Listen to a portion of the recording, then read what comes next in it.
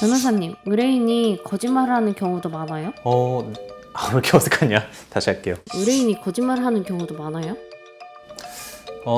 네, 엄청 많아요. 비율로 따지자면 한 20-30%? 물론 진짜 작정하고 숨기는 경우라면 모르겠지만 아무래도 의뢰인들 심리가 일단은 가해자라면 본인의 치부를 변호사한테 다 얘기를 해야 되는 거잖아요. 그래서 거짓말을 한다기보다는 보통 있는 사실을 얘기를 잘 안 하면서 숨기죠. 그러다가 재판 도중에 저도 몰랐던 사실들을 막 알게 돼가지고 판이 뒤집혀지는 경우가 꽤 있습니다. 근데 이런 것들을 숨기지 않고 다 얘기해 주셔야 되거든요. 근데도 불구하고 다 얘기하지 않는 경우는 결국 변호사에 대한 신뢰 문제인 것 같거든요. 자신의 모든 가해 정황 또는 불법 행위들을 지금 처음 만난 변호사한테 다 공개를 해야 되는 거고, 그리고 이게 일종의 범죄 사실을 변호사한테 자백하는 꼴이 되기도 하니까 부담스러워 하시는 마음도 충분히 이해를 합니다. 혹시나 이 변호사가 내 범죄 사실을 듣고 어디에 얘기를 하면 어떡하지? 또는 말도 안 되겠지만 경찰에 신고를 한다든지, 대부분은 알고 계시겠지만 변호사법상 그렇게 할 수가 없거든요. 진짜 간혹 가다가 그 사실을 모르시는 분들이 있어요. 변호사법 제26조에 비밀 유지 의무와 더 나아가 형법에서도 변호사의 비밀 유지 조항이 있어요. 그러니까 제가 의뢰인의 범죄 사실을 법적으로 신고를 못해요. 또는 누군가에게 얘기도 못해요. 이건 말 그대로 의뢰인의 비밀을 누설하는 건 변호사에게 있어서는 범죄입니다. 10년 넘게 악착같이 공부해서 변호사가 됐는데 변호사 자격이 박탈될 각오를 하고 의뢰인의 비밀을 누설한다? 이런 걸 걱정하시는 거라면 한마디로 의사한테 수술을 맡겼는데 그 의사가 나를 죽일까봐 걱정하는 거랑 비슷해요. 이렇듯 변호사를 좀 많이 믿어주셔야 되는데, 근데도 신뢰라는 게 참 쌓기가 어렵잖아요. 그 마음 또한 충분히 이해가 되니까. 그래서 저는 보통 의뢰인이 거짓말하는 것 같고 끝까지 뭔가를 숨기는 것 같다면 그냥 알면서도 속아줄 때가 더 많아요. 그리고 나서 이런 얘기를 꼭 합니다. 혹시 저한테 거짓말을 하거나 중요한 부분을 숨겨서 추후 사건 진행에서 문제가 생긴다면 결과에 대한 책임은 본인이 지셔야 된다. 이러면 보통 의뢰인들이 살짝 아차 싶어서인지 전보다는 조금 더 적극적으로 얘기를 하시더라고요. 자, 지금까지는 가해자들이 하는 거짓말이었고요. 그럼 반대로 사건의 피해자들도 거짓말을 할까 싶겠지만 오히려 거짓말만 두고 보자면 피해자 쪽에서 더 하는 편이긴 합니다. 가해자들은 있는 사실을 숨겼으면 숨겼지, 피해자들은 아무래도 정황상 당한 게 있으니까 해당 정황을 숨기는 경우는 거의 없고 오히려 더 투머치하게 얘기하거든요. 좀 사건을 과장하고 부풀린다고 보면 되죠. 예를 들어 실질적으로 3대를 맞았는데 나는 뭐 수십 대를 맞았다, 온몸에 멍이 들었지만 지금은 다 가라앉았다. 아무래도 뭐 가해자를 크게 처벌하고 싶어서 그런 마음이겠지만, 만약에 재판정에서 상대편이 이게 거짓말이라는 걸 증명해내게 된다면 그때부터 모든 진술들을 재판장이 다 의심하기 시작해요.